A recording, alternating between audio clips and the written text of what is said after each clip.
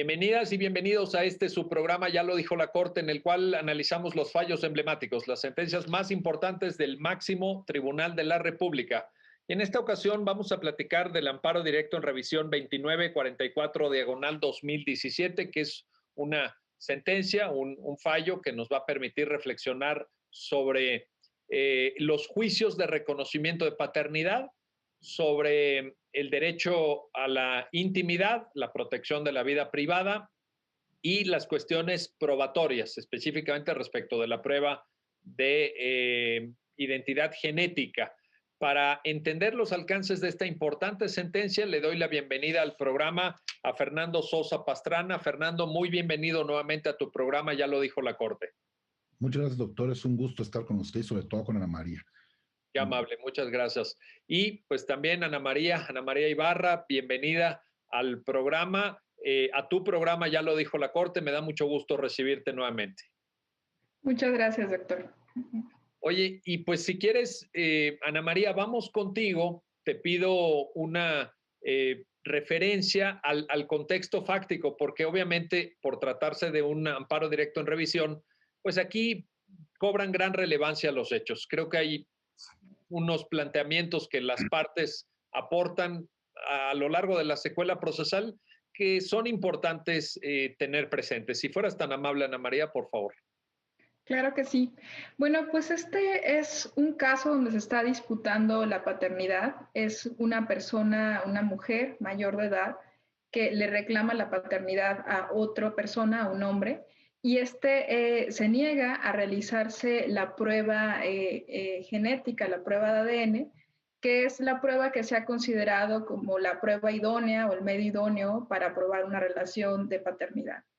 Establecen diferentes normas de los códigos civiles de los estados una presunción cuando las personas se niegan a realizarse esta prueba. Es decir, si la persona no quiere acudir al ejercicio de la prueba de ADN, que es una prueba de sangre, pues entonces se va a presumir que sí es el padre o la madre de esta persona. Entonces este señor no quiere realizarse la prueba de ADN y se actualiza la presunción de paternidad.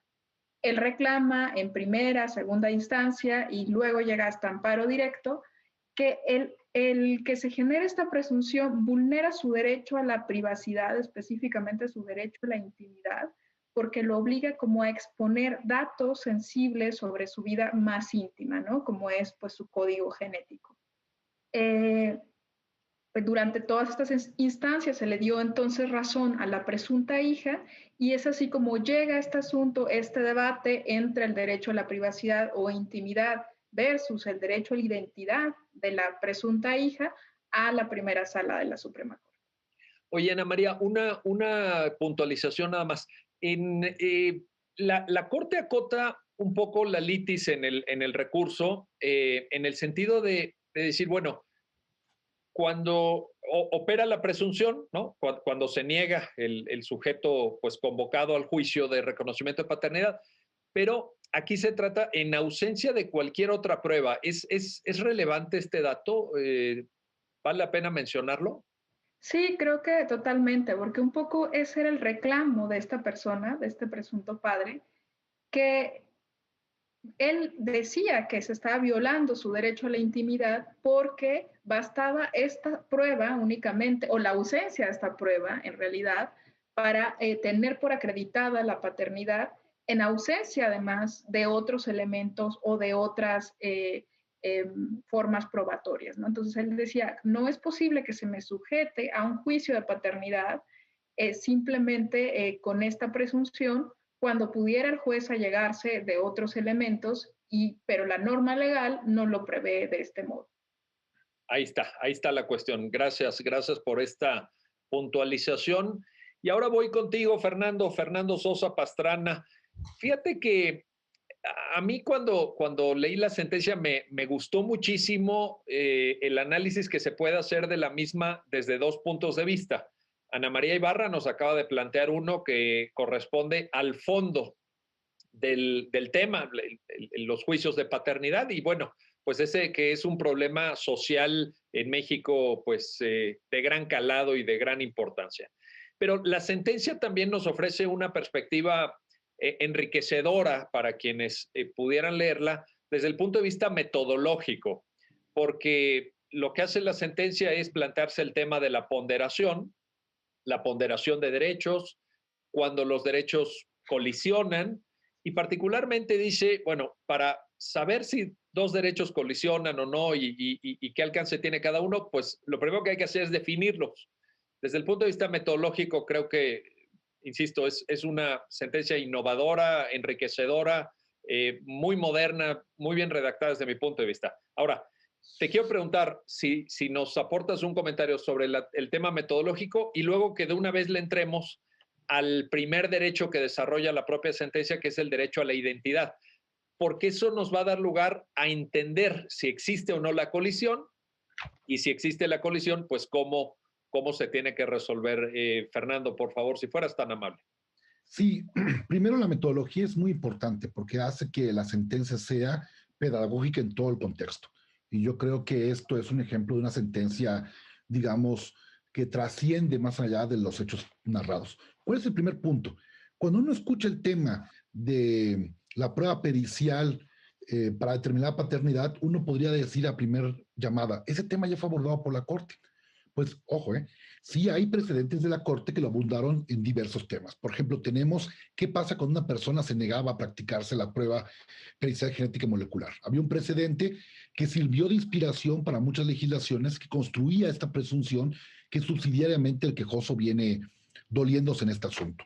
Dos, ¿en qué punto esta prueba pericial es una medida que tutela o no el derecho a la identidad de los menores como una prueba, digamos, de gran calado? También teníamos el papel que ha tenido esta prueba para conocer el origen, digamos, el origen biológico y como consecuencia de eso la identidad de los menores.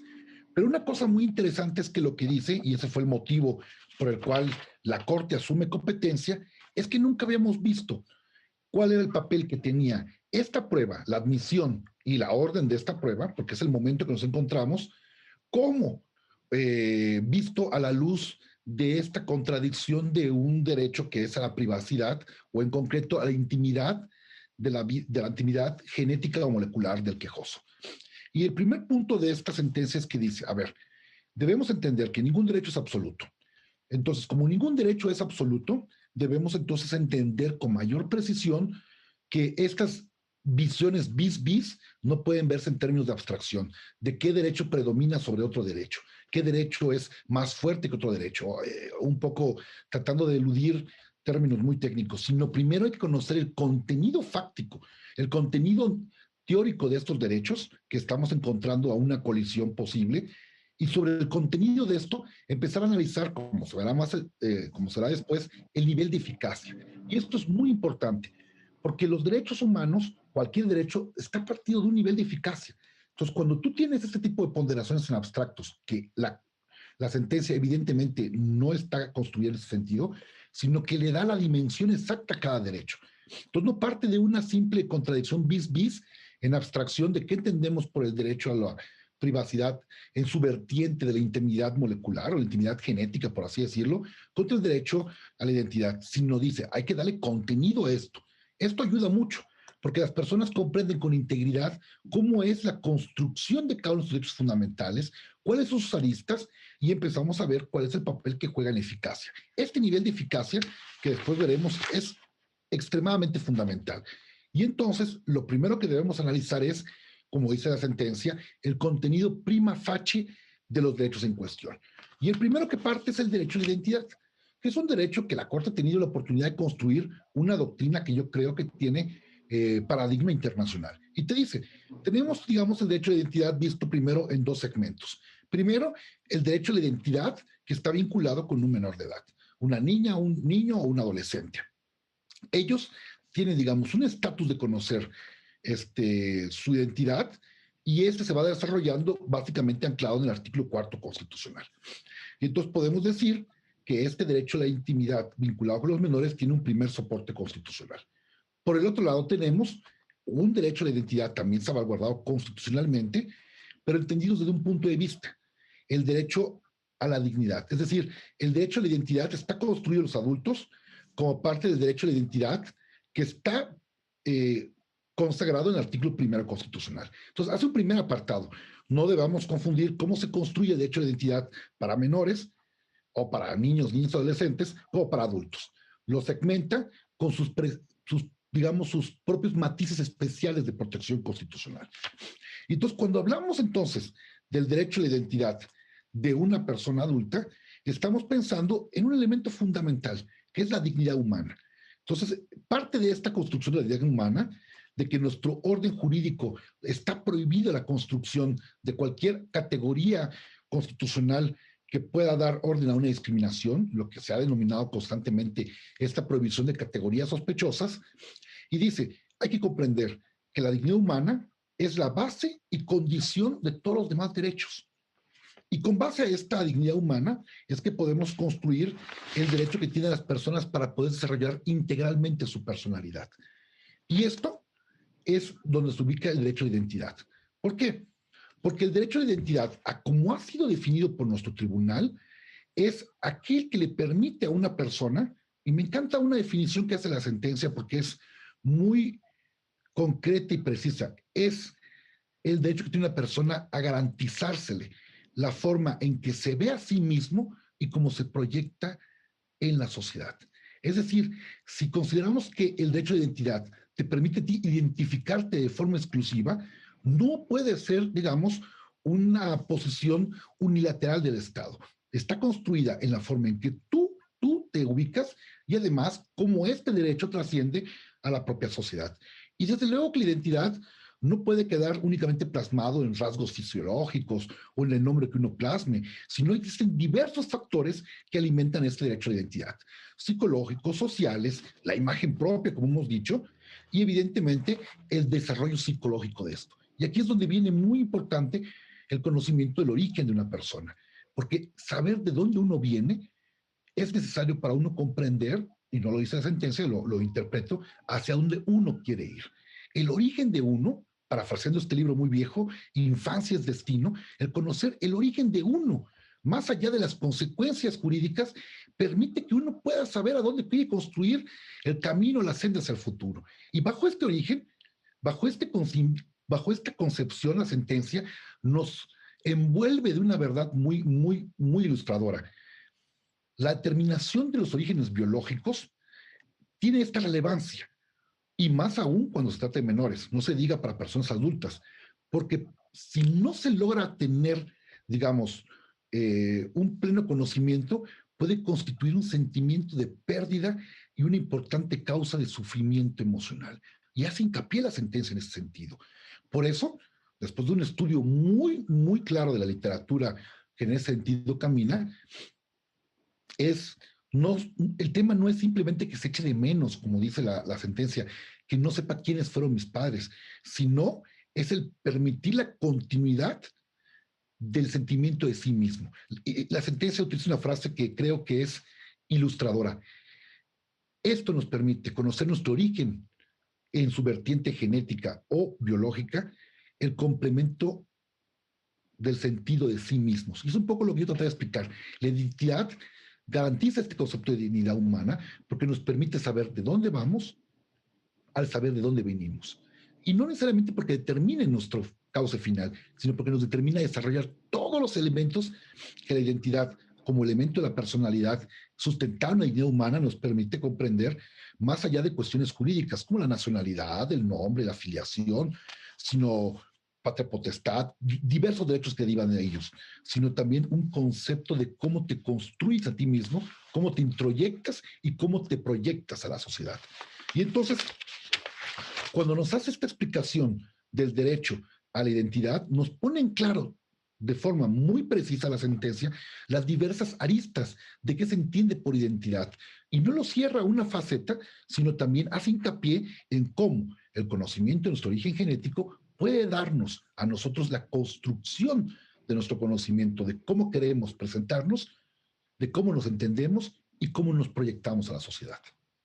Oye, esto que está diciendo Fernando, Ana María, me parece extraordinariamente importante porque si nos fijamos en el conjunto de elementos que destaca Fernando, observamos que la sentencia, si bien es cierto parte de este derecho a la identidad que tenía precedentes y que había sido ya abordado, por ejemplo, en el tema que el propio Fernando señala de los menores de edad, pero también es cierto que es una sentencia que da pasos hacia adelante, que aporta una reflexión, por ejemplo, respecto de la identidad de mayores de edad, no necesariamente vinculado como una de sus especies al derecho al nombre, sino también esta dimensión que la sentencia, lo apuntaba Fernando también, lo recupero, esta dimensión psicológica de conocer los propios orígenes. En ese sentido, es una sentencia vanguardista, es una sentencia que avanza, es una sentencia que da pasos. ¿Cómo valorar esta parte del derecho a la identidad en la sentencia, Ana María, por favor? Sí, pues creo que Fernando lo ha explicado mucho mejor que la sentencia misma. Y es verdad, este no es el primer precedente donde se habla del derecho a la identidad de las personas mayores de edad. Hay un precedente donde se trataba de determinar si de esta filiación o de esta investigación podía darse lugar a todas las consecuencias de la filiación, que son pues el derecho a heredar, el derecho también a cambiar los apellidos, y entonces se hace una disociación entre, primero, qué es conocer tu origen genético, y eso no necesariamente, aunque es la consecuencia natural, no necesariamente va a traer aparejado el que cambien todos estos factores, ¿no? Sobre todo cuando estamos hablando de personas que son adultos, ¿no? Evidentemente, los juicios o las ponderaciones que se tienen que hacer son diversas a cuando está un niño de por medio, ¿no? Un niño, niña o adolescente.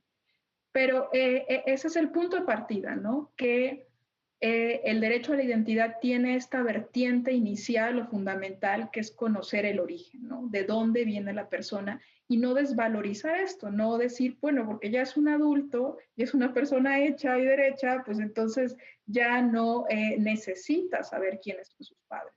En la sentencia se reivindica pues esta necesidad y toda la importancia que puede tener este conocimiento del origen en proyectarse la persona como es, como se concibe y cómo entonces a partir de eso se proyecta hacia los demás. Esto es como una parte muy importante de la identidad, no solo por esta consideración psicológica que ya ha explicado Fernando, sino también porque tiene una faceta, digamos, médica también, ¿no? El saber quiénes son nuestros padres, saber cuál es como nuestro código genético, también nos puede ayudar a enfrentarnos de mejor manera a ciertas enfermedades que tienen pues esa característica o ese rastro, ¿no?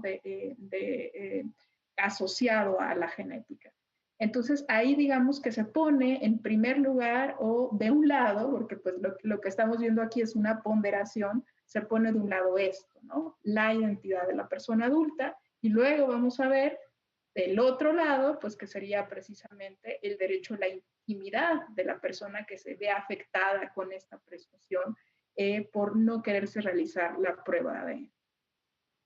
Oye, hay una, antes de irnos a la pausa, te pregunto rápidamente, Ana María, hay una mención que Fernando nos recordaba en la sentencia y una cita de una tesis que se suele recordar con mucha frecuencia, afortunadamente diría yo, sobre dignidad humana. Y me parece importante destacarlo porque también de alguna forma la identidad tiene un carácter instrumental, independientemente de lo sustantivo, de lo material, tiene un carácter instrumental para esto que Fernando decía, en cuanto a que tú uses el conocimiento de tus orígenes como palanca para desarrollar tu propio plan de vida, para proyectar hacia dónde quieres ir o qué quieres hacer con tu existencia. Y esto lo conecto con la cita que hace la sentencia de la tesis sobre dignidad humana, como la finalidad, como la lógica que explica el mecanismo de los derechos fundamentales. ¿Estás de acuerdo, Ana María, en esto? ¿Por qué llega cuéntanos por qué llega la tesis? ¿Por qué sirve la tesis, la cita de la tesis para reforzar el argumento de la sentencia? Sí, totalmente. Bueno, es muy difícil explicar qué es la dignidad humana, si es un principio o un derecho, pero en última instancia, al menos en el desarrollo jurisprudencial de la Corte, pues sí ha servido, como bien lo dices, como punto de partida en el que se anclan otros derechos, ¿no? Como evidentemente el derecho a la igualdad y no discriminación, pero también, tú ya lo has explicado de forma fantástica, pues el derecho a la identidad, esto de que para poder tener un fin propio y no ser un instrumento para los demás, pues primero hay que ver quiénes somos, ¿no? Y reconocernos como somos. Y eso pues tiene que ver evidentemente con el derecho a conocer nuestros orígenes genéticos. Muy bien, pues ahí está. Vamos a hacer una pausa, no se vayan, regresamos enseguida para continuar en la conversación con nuestros invitados alrededor de esta sentencia, el amparo directo en revisión 2944 diagonal 2017 y la enorme implicación que tiene sobre el derecho a la identidad, el derecho a la vida privada, el derecho a la intimidad y las cuestiones probatorias que permiten acreditar una paternidad. Regresamos enseguida, no se vayan.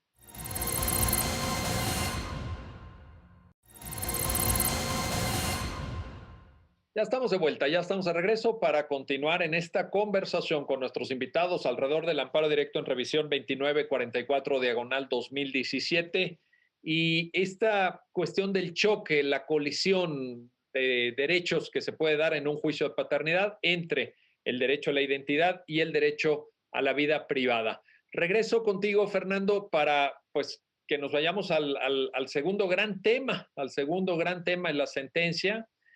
En primer lugar, te pregunto por una cuestión que quizá alguien podría pensar que es una cuestión menor de carácter terminológico. ¿Cuál es la denominación adecuada? ¿Derecho a la intimidad? ¿Derecho a la vida privada? ¿Derecho a la privacidad? Por ahí también aparece una mención que creo que tiene mucho sentido y vale la pena al artículo 16, párrafo segundo de nuestra Carta Magna sobre protección de datos personales. ¿Es lo mismo? ¿Son cosas diferentes? ¿Cómo entender las categorías conceptuales de este segundo gran tema de la sentencia, Fernando, por favor? Híjole, es una pregunta muy interesante y quizás más compleja, pero me ha tocado ver, por lo menos en mi breve experiencia profesional, que el concepto de privacidad, intimidad, eh, digamos, datos personales, el inviolabilidad de las comunicaciones, son conceptos jurídicos que tienen una relación de sinergia entre ellos. Una relación de sinergia que uno puede verlos aisladamente, pero son necesarios para una construcción, digamos, vinculada y necesaria de su propio concepto. Es decir, cuando uno observa este tema, debe uno comprender que son derechos en muchos sentidos fundamentales. Por ejemplo, datos personales. El concepto de datos personales, que tiene garantía constitucional, como usted comentó, el abarca, pero no subsume el concepto de privacidad, intimidad, inviolabilidad de las comunicaciones, porque tiene una relación de sinergia. Es mucho más complejo porque la arquitectura de la privacidad como un derecho es, digamos, de diversas capas de relación de sinergia que no necesariamente se dan en otras materias tan marcadamente. Creo que el problema de esta perspectiva terminológica me recuerda mucho cuando empezó el tema de transparencia.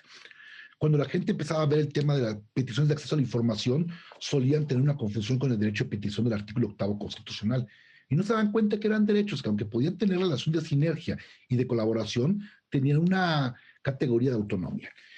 La sentencia hace el despliegue de forma muy correcta. Derecho a privacidad de la información genética, que desde luego está vinculado con la intimidad y desde luego tiene una vinculación con la protección de datos personales, que en el momento de la sentencia hablamos de la ley de datos personales en posesión de particulares, pero desde luego ya también trasciende a la ley pública que actualmente está vigente.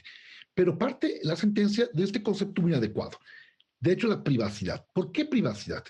Porque el concepto de privacidad desde su construcción anglosajona parte de un concepto muy interesante, el derecho a estar solo. Es decir, es esa esfera en donde tú precisamente buscas que la inferencia del Estado se reduzca o no existe esa inferencia del Estado, porque tienes, como se construyó hace más de un siglo esta primera noción en Estados Unidos, el derecho a estar solo, el derecho a que la intervención del Estado pudiera efectuarse por cualquier medio. O la intervención en particular también, cuando hablamos de datos personales. Entonces, yo creo que estas definiciones hay que entenderlas como parte de la propia sentencia, parte de la privacidad, de la información genética, que puede tener una afectación al derecho a la intimidad, es decir, lo que me construye a mí en mi personalidad jurídica, y desde luego me afecta mi derecho humano a la autodeterminación informativa, que se encuentra anclada en los derechos de datos personales. Es decir, aquí podemos ver esta sinergia. Claro, lo que pasa es que a veces, y la sentencia hace esta primera exposición, el derecho a la privacidad se había construido en un solo frente, o la mayoría de construcciones provenían de un solo frente, la libertad de expresión. ¿Hasta qué parte, dentro de este contexto de libertad de expresión, yo puedo ser sujeto de críticas o no críticas? Y ha habido mucha explicación de los niveles de, digamos, de expectativa razonable de tu privacidad en libertad de expresión. Pero lo que te explica la sentencia, que a pesar de que se ha construido este concepto anclado primigeniamente en los conceptos de libertad de expresión, no hay que pasar de vista que el derecho a la privacidad está vinculado con un halo de cuestiones como integridad física, el derecho al honor, reputación, a una falsa apariencia. Le digo, es un concepto, podríamos decir, polisémico, abarca diversas facetas del derecho de las que tiene una relación de sinergia. Si a mí me afectan, pensemos, mi derecho a la privacidad en su vertiente de información genética, puede haber una afectación subsidiaria y autónoma al derecho de datos personales. Imaginemos, y lo pongo un poco en contexto para explicar esta definición terminológica, no soy muy habido de construir conceptos y quizás es una deficiencia de mi parte, pero creo que podemos ver mejor esta relación de juego en los derechos fundamentales. Si hubiera una cámara que pudiera apreciar, por ejemplo, no solo mi rostro, como aconteció en la Universidad Norteamericana, no solo mi rostro para efectos de si ingresé a un lugar o no, sino que además de mi rostro hacen un algoritmo para determinar cuál sería mi origen étnico y además procesaban esa información, estarían desde luego utilizando un sistema que que digamos que excedería sus funciones básicas, que es identificar quién ingresa, y además procesaría datos que estaría vinculada a mi intimidad, que habría que decir razonable, y que desde luego todo este procesamiento de datos afectaría justamente a mis datos personales porque me estarían infringiendo mi derecho de autodeterminación informativa. Es decir, como dice la sentencia, qué es lo que yo quiero que se diga y no se diga respecto de mi privacidad en sus diversas, digamos, subafectaciones vinculadas como un derecho en sinergia. Ahora, en este sentido, Ana María, Fernando nos está poniendo un tema que la sentencia aborda y que quiero consultarte para que nos compartas tu opinión, el alcance de la información. Porque alguien, en efecto, como muy bien lo ilustra el caso que nos acaba de poner Fernando, podría decir, oye, a ver, yo entrego mis datos genéticos a través de esta prueba pericial en un juicio de paternidad. Pero luego, ¿qué pasa? Ese juicio de paternidad, además de establecer el vínculo de filiación, con todas las consecuencias que tú misma señalaste, alimentos, derechos sucesorios, etcétera. Pero a partir de esa información que alguien ya tiene, pues pueden derivar violaciones a datos personales, como dice Fernando, pueden de repente sacar mi información médica, etcétera. La sentencia lo acota, lo dimensiona adecuadamente. Coméntanos, por favor, Ana María. Sí, esto es muy importante porque precisamente en esta ponderación que se hace entre el grado de protección que se alcanza con esta medida al derecho a la identidad, pues tiene que verse en perspectiva con el grado de afectación al derecho pues a la intimidad o privacidad, ¿no? Entonces, primero hay que, digamos, determinar cuál es el alcance de esta afectación. Porque esta persona, precisamente en su planteamiento, este presunto padre, decía, es que yo no quiero que se den a conocer todos estos datos de mi información genética, pues por las razones que él pueda tener, ¿no? Pero precisamente en la sentencia se aclara, primero, la información que se recaba con esta prueba no es toda tu información genética, no, por ejemplo, esta prueba no daría como información el tipo de enfermedades que esta persona padece u otras cuestiones, sino que está limitada a hacer una comparación entre marcas o rasgos entre la persona, porque es el presunto padre, y el hijo, ¿no? Entonces es una simple correspondencia. Y dependiendo del número de marcadores se dice, bueno, es muy altamente probable que esta persona sea el padre de esta otra.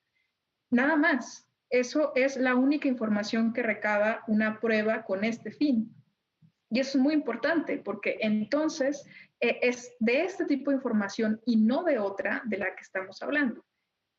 Además, bueno, o sea, podría hacerse un mal uso de esta información, pero bueno, esto ya sería pues motivo pues de otra acción, ¿no? Precisamente en un juicio también tiene que dársele el mayor cuidado a la información que ahí se maneja. Si bien son juicios públicos, pues también dentro de estos propios juicios hay protección a los datos personales que durante todo el proceso los jueces tienen que cuidar. En cuanto al alcance, te refieres a lo que la sentencia denomina propiamente la huella genética, ¿no? La huella genética para establecer el vínculo entre progenitor y descendiente a partir de la pericial, ¿cierto? Sí, así es, que son marcadores genéticos, únicamente se hace un contraste entre los del presunto padre y el presunto hijo y se determina con un grado de probabilidad la semejanza que hay entre estos dos, ¿no? Pero no recaba otro tipo de información, este tipo de evidencia. Que por cierto, justamente en el ejemplo que ponías, Fernando, que me parece muy relevante, sobre reconocimiento facial, por ejemplo, ahora hay un conjunto de softwares que están en desarrollo de inteligencia artificial que a partir de una lectura de rostro, de un reconocimiento facial precisamente, pueden indagar sobre la propensión que tienes a ciertas enfermedades. Por ejemplo, hay un software de reconocimiento facial para marcadores de cáncer. No sé exactamente, pero me parece que hace sentido este comentario de Ana María de intentar acotar muy bien la materia. Es decir, ¿cuál es el significado y alcance de la muestra que va a dar la persona demandada? ¿Cuál va a ser el resguardo que se le tenga que dar? Incluso a efecto de establecer eventualmente las reglas de desechamiento, porque pues, no necesariamente tenga que ser una información que quede ahí por los años de los años, ¿no? Como también en tema de protección de datos personales, pues hay un momento donde se desecha el dato y vámonos a lo que sigue. ¿Cómo acotar esa materia, Fernando? ¿Qué reflexión te suscita? Yo siempre he pensado que esta sentencia es una sentencia paradigmática, te permite ver a futuro y nos permite seguir comprendiendo cosas que a la fecha la gente no alcanzaba a asimilar. Mire, lo que decía Ana María es muy claridoso. ¿Qué hubiera pasado? La sentencia es clara. Ese tipo de pruebas solo se hacen para detectar la huella genética, ¿no? Entonces, un poco el miedo que existiera una intromisión excesiva por parte del juzgador, pues debería estar pensado que esa prueba solo puede pedirse para esa circunstancia. Ahora, si lo queremos ver en términos de esta sinergia en la materia que yo estaba apuntando, eso se llama, en los principios, por lo menos, que tienen compenetración internacional y que se han bajado tanto a la Ley Federal de Datos Personales en posesión de particulares como la Ley General de Datos Personales en posesión de sujetos obligados, como podría ser un juez o puede ser el laboratorio. Aquí hay una sinergia, ¿no? Que maneja el dato.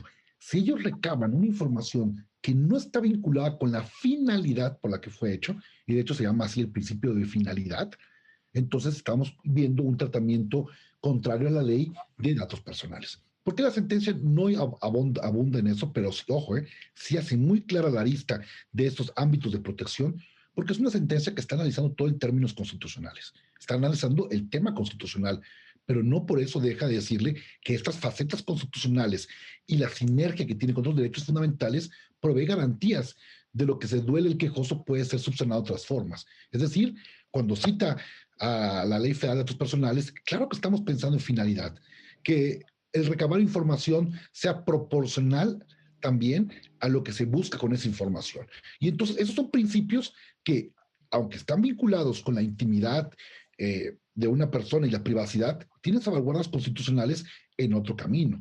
Como por ejemplo, si llegase a dar el caso, si alguien preguntara que algún juez excediera y tratara de recabar más información que la huella genética, bueno, el juez estaría entonces incumpliendo con el principio de finalidad, que es de legalidad, que se manejan en tanto las dos leyes de datos. Es un ejemplo de la sinergia.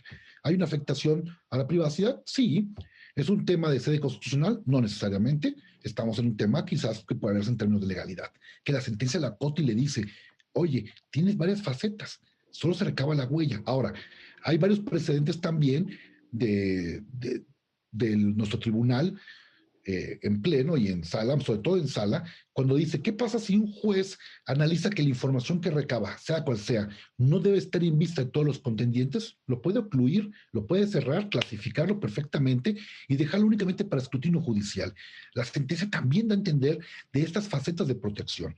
Entonces, claro, cuando digo que esa sentencia ve a futuro, es que te pone en su exacto contexto que el derecho a la privacidad en su vertiente de información genética tiene un sinfín de facetas de derechos que están correlacionados y que pueden evitar, digamos, y lo vamos a ver con más calma, una, digamos, una exposición, en este caso, que pudiera considerarse más perjudicial que beneficiosa como precedente. Y yo creo que esto puede explicar un poco también y poner más en contexto lo que yo decía. Son derechos que tienen sinergias, aunque no son lo mismo. Y eso es lo que nos lleva en parte a el siguiente tema, que es la colisión de derechos. Ana María, ¿colisionan los derechos? Ya habíamos hablado del derecho a la intimidad, ya acabamos de compartir una reflexión de ambos respecto a la privacidad, pero pues ahora es el momento de decir, ¿hay choque? ¿No hay choque? ¿Hay colisión? ¿No hay colisión? ¿Qué dice la sentencia en esta parte, Ana María, por favor? Sí, pues que evidentemente sí la hay, ¿no? Porque precisamente, bueno, inicia la sentencia diciendo los derechos no son absolutos, tienen precisamente o pueden tener como límite el ejercicio de otros derechos. Y acá lo que vemos es que el derecho a la privacidad de sus datos genéticos de este señor se ve limitado precisamente por el derecho de otra persona que es su presunto hijo. Entonces, esa es la razón que estaría justificando una posible intromisión o afectación a su derecho a la privacidad o a no dar su información genética. Entonces, acá, pues precisamente es lo que vemos, ¿no? El derecho a la privacidad versus el derecho a la identidad.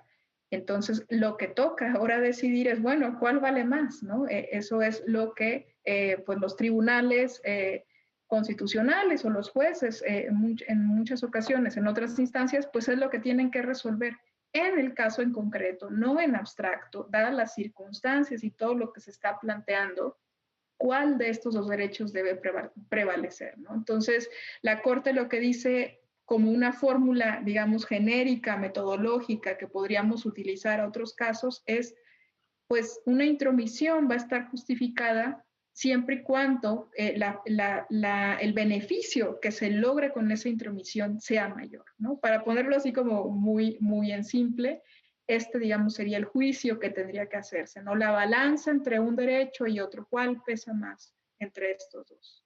Ahí está establecido el conflicto y justamente ahora lo que corresponde una vez que volvamos de la pausa que vamos a hacer inmediatamente es dilucidar, pues ya establecido el conflicto, pues cómo se tiene que resolver o en otras palabras, para dónde se inclina la balanza, ¿no? ¿Cuál va a tener mayor peso? Antes de irnos a la pausa, nada más le pregunto a mis queridísimos y admirados colegas profesores, que lo son ambos, los dos, Ana María y Fernando, son grandísimos académicos, además de funcionarios judiciales, y lo hago a modo de divertimento, si me permiten, o incluso de provocación. ¿No hay derechos absolutos? A ver, nada más antes de irnos a la pausa. ¿Hay derechos absolutos o no hay derechos absolutos? ¿O todo está sujeto a ponderación? A ver, ¿quién quiere darnos una pista rápidamente? María. A ver, Ana María. Bueno, pues está el clásico ejemplo de la prohibición de la tortura, ¿no? Digamos, una faceta del derecho a la integridad personal que no admite, pues, modulación alguna, ¿no? Yo pensaría en este derecho, el derecho a la vida, pues también en los países donde se prohíbe la pena capital, pues también es un derecho que en ninguna circunstancia puede ceder, pero bueno, o sea, habría que ver también los casos, pues, eutanasia, muerte asistida, ¿no? Entonces, es complicado, pero en principio podemos decir, para definir algo no por sus excepciones, podríamos decir que los derechos no son absolutos. Los derechos no son absolutos. Fernando, ¿depende del tipo de derecho, depende de la forma en la que estén redactados o cómo construimos estas excepciones? Me gusta mucho cómo lo plantea Ana María. Dice, bueno, finalmente son excepciones. No hagamos de esto digamos, como una regla general, ni mucho menos, pero en esas excepciones, ¿se construyen por tipo de derecho o por la redacción de la norma? Yo creo que, como dice Ana María, es los tipos de derechos y la finalidad buscada, pero creo que lo que dice ella es algo que yo comparto siempre. Las excepciones confirman la regla general. Entonces, si partimos de la idea que la regla general es que no hay derechos absolutos, las excepciones en esta lógica de una vieja argumentación jurídica serían lo que confirmaría la regla general. No hay derechos absolutos. No hay derechos absolutos. Bueno, ahí está. Vamos a la pausa y continuamos enseguida en un ratito. No se vayan para seguir conversando sobre este amparo directo en revisión 2944 diagonal 2017. Regresamos enseguida.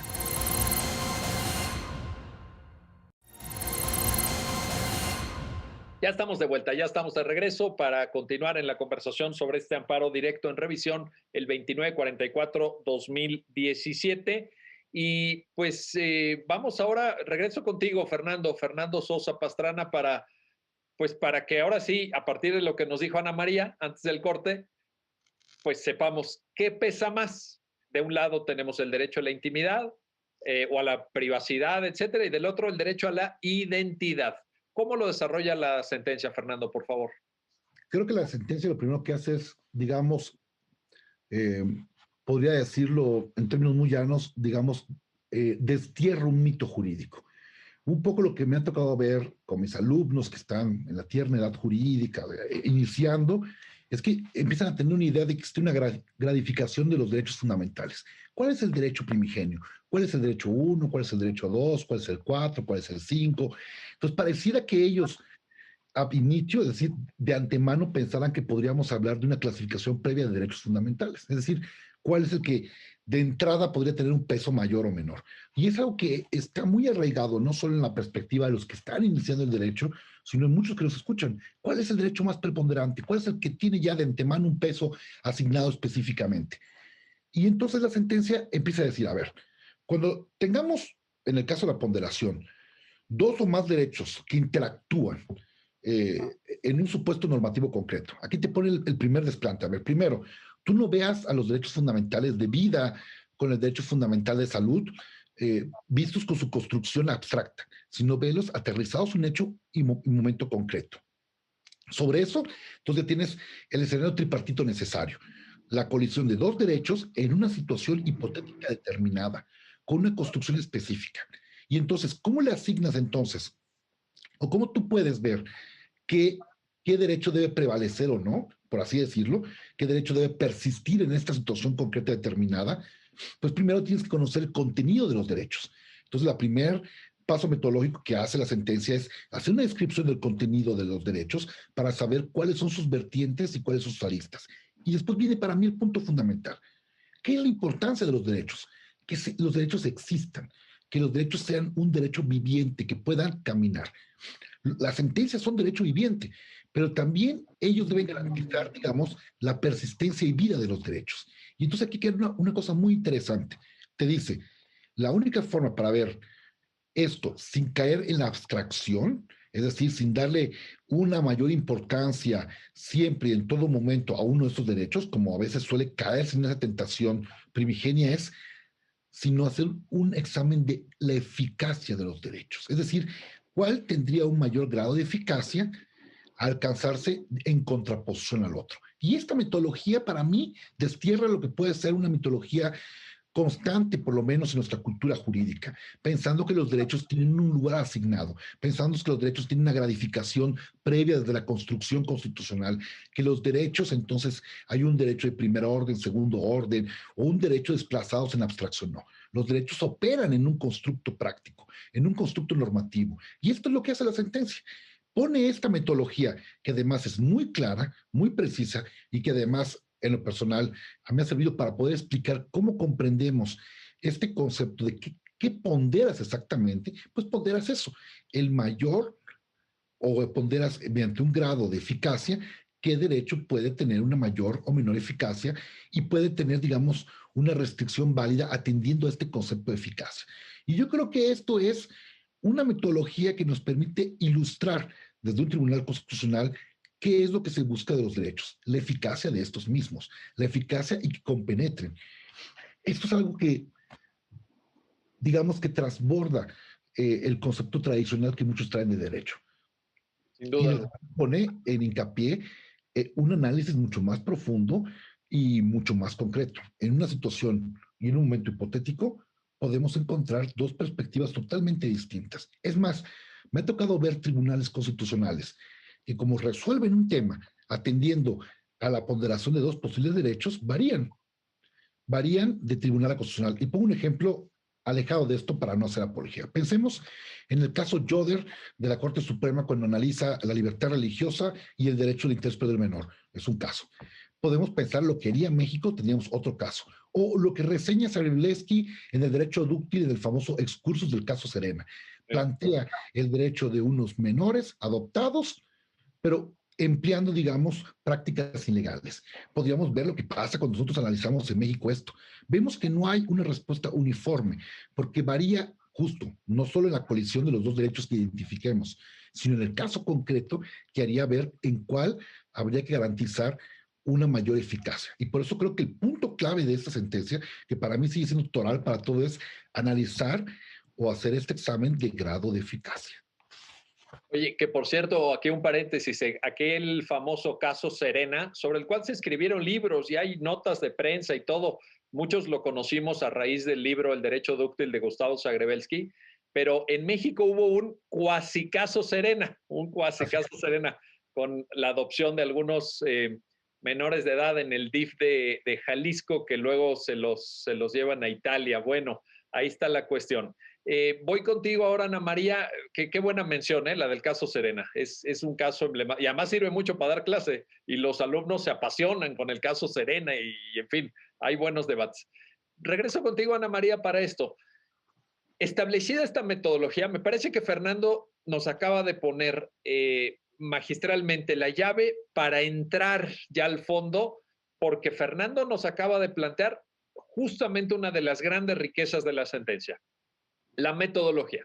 ¿La metodología de qué? Pues de la ponderación. Ya en el fondo, una vez que accionamos la llave que Fernando nos acaba de dibujar, abrimos la puerta, ya en el fondo, ¿qué hay? Derecho a la intimidad, derecho a la privacidad. ¿Qué gana? ¿Qué pesa más? ¿Cómo plantearlo, Ana María, por favor? Sí, nada más como en paréntesis también decir pues que a lo mejor esta metodología que parece como novedosa, pues en realidad es la metodología recurrida, ¿no? Por la mayoría de los tribunales constitucionales y pues que a lo mejor no ha permeado lo suficiente en nuestra cultura jurídica, pero es, digamos, casi materia pacífica, al menos en otras latitudes, ¿no? Y bueno, ya en el caso, ¿qué se resuelve? ¿Quién gana, no? Si el derecho a la privacidad de este señor o el derecho a la identidad de su hija. Yo creo que es muy importante primero evaluar el peso, ¿no? De cada cosa, ¿no? Por un lado, derecho a la privacidad. Bueno, ya dijimos que sí se le está solicitando información íntima, su información genética, pero es nada más eso, nada más para terminar, eso no tu hija, ningún otro tipo de información. Entonces, aunque sí hay una afectación, porque sí se está otorgando este tipo de información, no es una información, no es una afectación mayúscula, no se le está pidiendo, bueno, dime qué hiciste ayer, quién te gusta, cosas como mucho más particulares, ¿no? Entonces se dice, por un lado, el derecho a la privacidad parece no afectarse de manera tan gravosa. Por otro lado, tenemos pues este derecho a la identidad conectado con el derecho a saber el origen biológico y todas las implicaciones que tiene esto para la formación de la propia personalidad que ya hemos platicado, el derecho, la importancia de saber de dónde viene uno para después saber a dónde uno va, parece ser pues de una entidad mucho mayor, ¿no? Parece ser que a esta persona el saber que esta otra persona es su papá o no, puede tener implicancias fundamentales para su desarrollo psicológico, para su desarrollo médico y, por supuesto, para consecuencias legales que trae aparejada la filiación. Entonces, digamos, dicho así, pues ya es un poco más fácil resolver, ¿no? ¿Qué pesa más o qué pesó más en este caso? Y parece, o bueno, la sentencia concluye que lo que pesa más es el derecho de la persona a saber de dónde viene. Y por esta razón se permite la validez de esta presunción si la persona no quiere realizarse la prueba genética. Correcto. Oye, y en ese sentido, Fernando, ¿qué alcance debe dársele a la luz de la propia sentencia a esta presunción que Ana María con toda claridad apunta? ¿Es una presunción derrotable?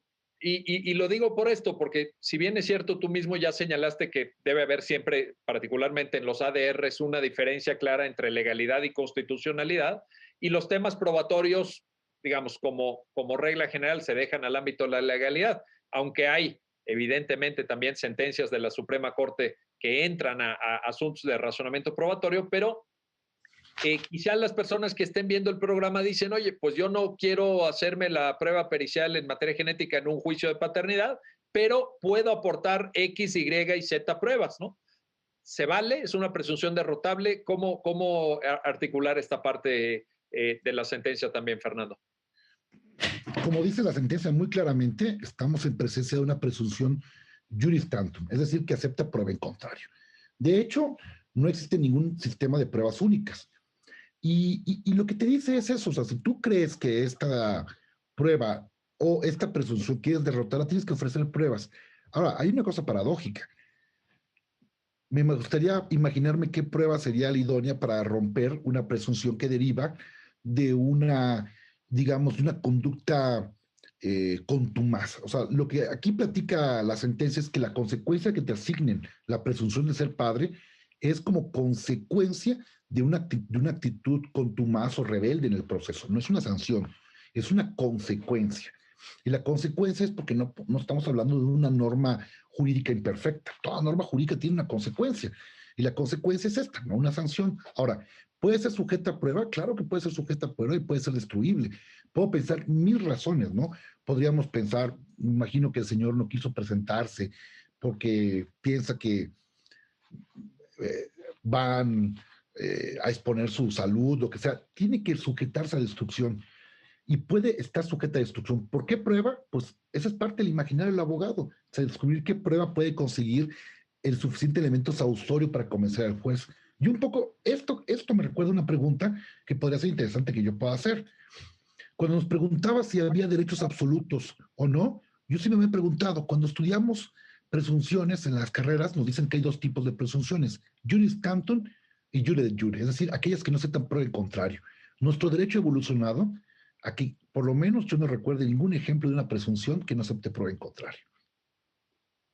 Entonces, o si hay uno, podría usted comentarme y me salgo de mi ignorancia. Oye, así a bote pronto, te tomo el guante, pero para el siguiente programa, al fin que Bueno. tengo el gusto de contar con su presencia de manera recurrente, tanto la de Ana María como la tuya, Fernando. Y por cierto que ha habido una gran reflexión doctrinal y jurisprudencial sobre presunciones, porque a veces, en efecto, que me parece muy atinado tu señalamiento, se nos explican un tanto de manera simplificada. Y yo creo que ya en la argumentación práctica, en el razonamiento jurídico aplicado, no es tan sencillo. No es tan sencillo operar con presunciones. Pero bueno, en todo caso, nos llevamos esa tarea. ¿Hay o no presunciones inderrotables en el ordenamiento jurídico mexicano? Por lo pronto estamos llegando al final. Ana María Ibarra Olín, Fernando Sosa Pastrana, muchísimas gracias a ambos por ayudarnos a entender esta importante sentencia, enriquecedora en lo metodológico y por supuesto en la cuestión de fondo, importantísima para muchas personas a lo largo y ancho del país. Y gracias a usted que hace posible su programa, ya lo dijo la Corte, en el cual analizamos y comentamos los fallos emblemáticos, las sentencias más importantes del Tribunal Constitucional de México. Hasta pronto.